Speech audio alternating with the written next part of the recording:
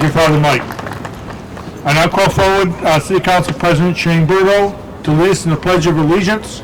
We will use the main flag on the front of the library.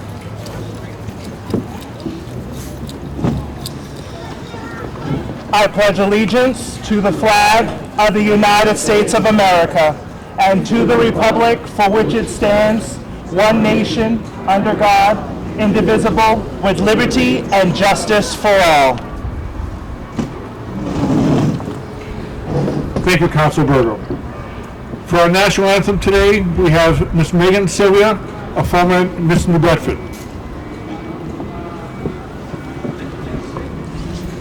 Oh, say, can you see by the dawn's early light what so proudly we hailed at the twilight's last gleaming, whose broad stripes and bright stars through the perilous fight o'er the ramparts we watched were so gallantly streaming, and the rockets roared glad, the bombs bursting in air gave proof through the night that our flag was still there. Oh, say, does that star-spangled banner yet wave o'er the land of the free and the home of the brave?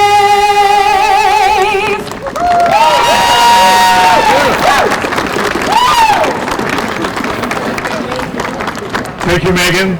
I bet you 10 to 1 that when you step down from being Mr. Bedford, you would not think of being called back into service for your community. I'd like to introduce our dignitaries. We have our city council, our state representatives, and some of our city school committeemen who are right here with us.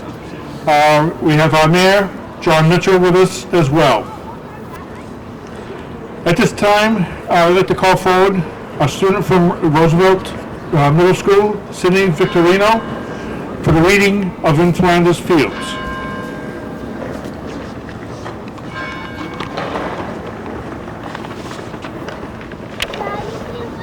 In Flanders fields the poppies blow, between the crosses row on row, that mark our place, and in the sky, the larks, still bravely singing, fly, scarce heard amid the guns below.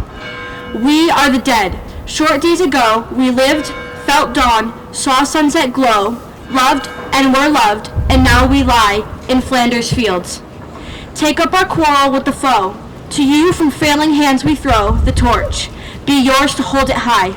If ye break faith with us who die, we shall not sleep, though poppies grow in Flanders fields.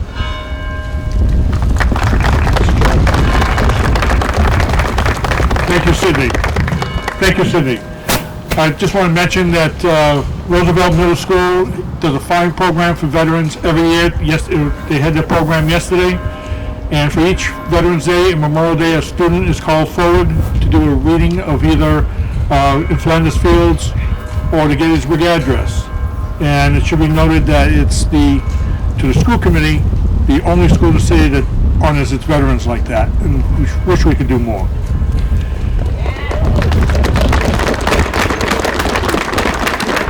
I now call forward our mayor, John Mitchell, for the annual Veterans Day remarks.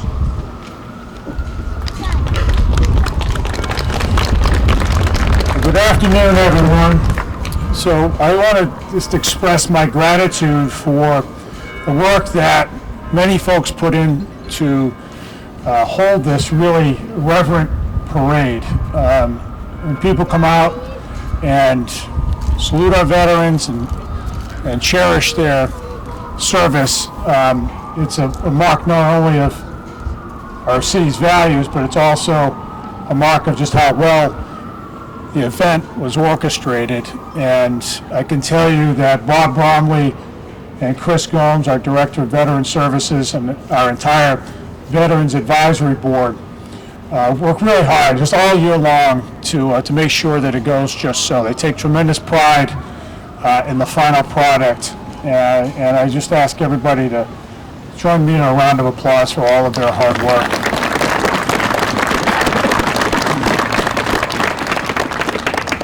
I want to recognize and salute and thank our Grand Marshal for this year's parade, James Rollins, Command Sergeant Major James Rollins, who you'll hear from in a moment.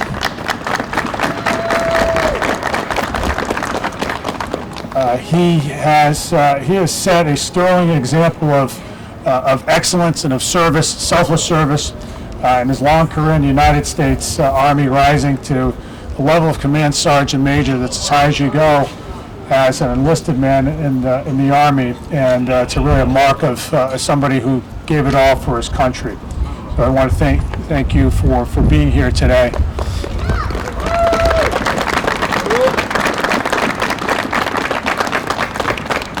I just want to say briefly something about Veterans Day. So it is appropriate that we encourage people to participate in the parade, especially veterans, so that they can hear from fellow citizens just how grateful we all are for their dedication and service, and also to demonstrate to potentially future generations of Americans just how much that service mattered. Veterans Day has to be ultimately a moment of reflection. It has to prompt us to stop for a moment in our busy lives to think about what it meant for people to sign up and take the oath and to serve and to see action and way too many cases to die. Over 1 million service members in America's long history have paid the ultimate sacrifice, have made the ultimate sacrifice. But at the end of the day, they all did it for one particular reason, so that people in the future, people presently, but also people in the future whom they would never have the opportunity to meet, could enjoy the blessings of liberty that are enshrined in the Declaration of Independence and our Constitution. It is in this way, I would submit, something for us to really soak in. When you get right down to it, it's all gift. It is a gift from those who came before us, for those who are serving right now, from New Bedford on an aircraft carrier in the middle of the Indian Ocean, or in the hills of some desolate forward operating base in the Middle East, and in many other places around the globe. It is their gift to all of us. And with gifts comes certain obligations, an obligation of gratitude, an obligation of paying it forward. And so my hope for everybody in our city, our very patriotic city, is to fully embrace that notion of gift and to understand the obligations that come with it. And by your being here today, I can tell that you all get it. Thank you, everybody, and enjoy the rest of the day.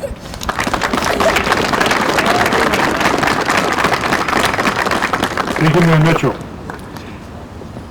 We will now hear some remarks from our Grand Marshal, Command Sergeant Major James H. Rollins. He joined the U.S. Army in January of 1960 and served 25 years to his country. He served in Vietnam. His career path was an artillery cannoneer, a personnel specialist, an attaché specialist, personal sergeant, first sergeant, personal sergeant major, and in command sergeant major. He's received the Legion of Honor, the Bronze Star, Meritorious Service Medal with Oak Leaf Cluster, the Vietnam Service Medal, and the National Defense Medal, as well as many more. He volunteers as a service officer with the Disabled American Veterans Chapter 7 here in New Bedford, and serves as the Sergeant of Arms for that chapter. Please welcome Command Sergeant Major James Rollins.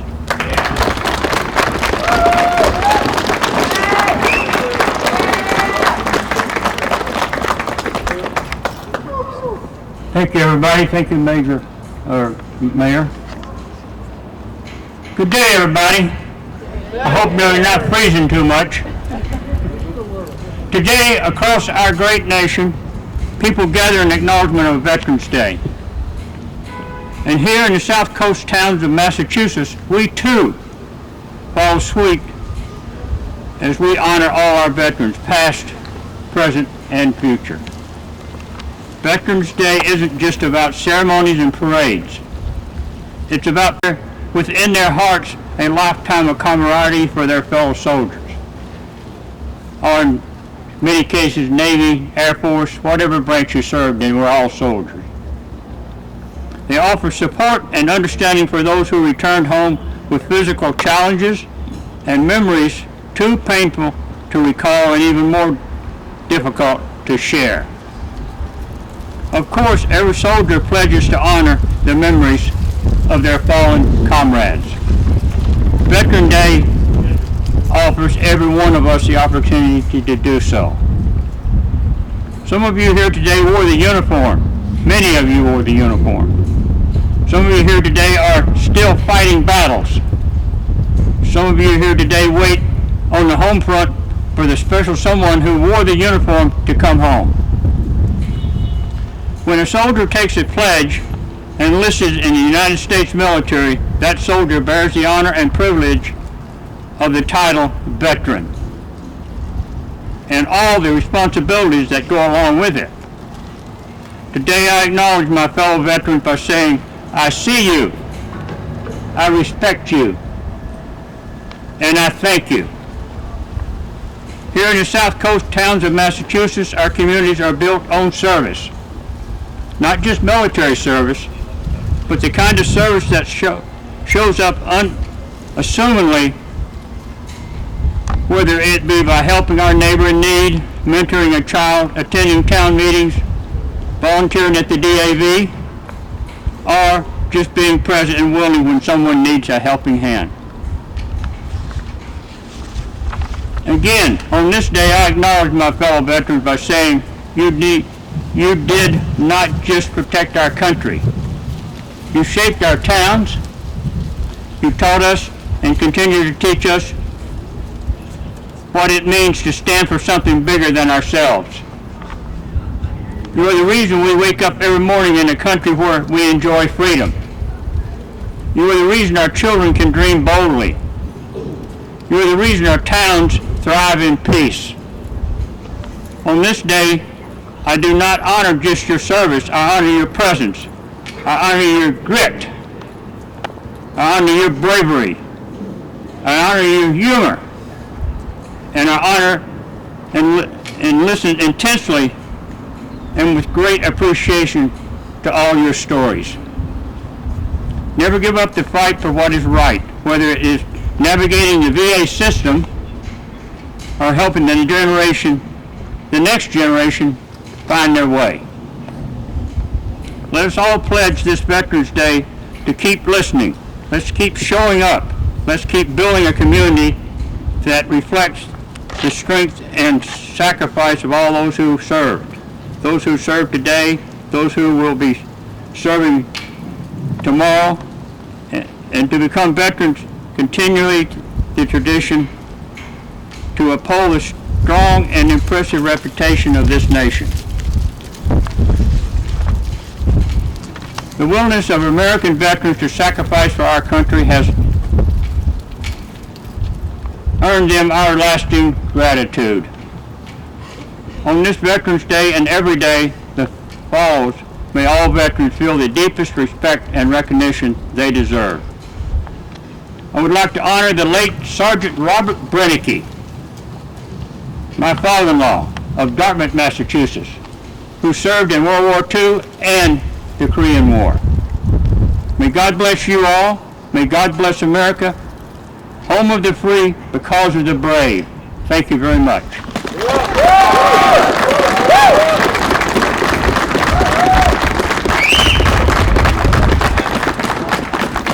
Thank you, Command Sergeant Major. I also want to introduce, before I forget, the debut with us for our parades, new Miss New Bedford and Miss New Bedford teen, who braved the cold riding on the top part of a convertible. Thank you for being here. We will now have the sounding of taps. by New Bedford High School band student Aaron Smothers.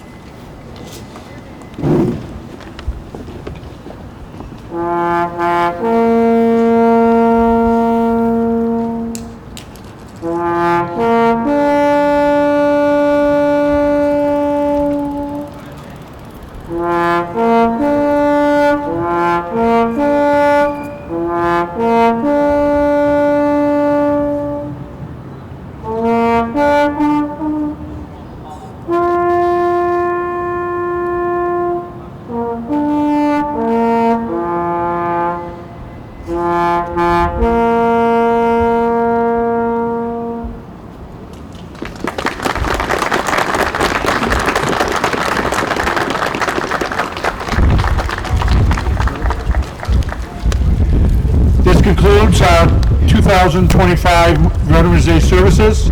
On behalf of the Fort Taber Fort Roudan Military Museum and Veterans Memorial, you are all invited down to the museum for refreshments. We have hot coffee down there as well as light pastries. Thank you very much.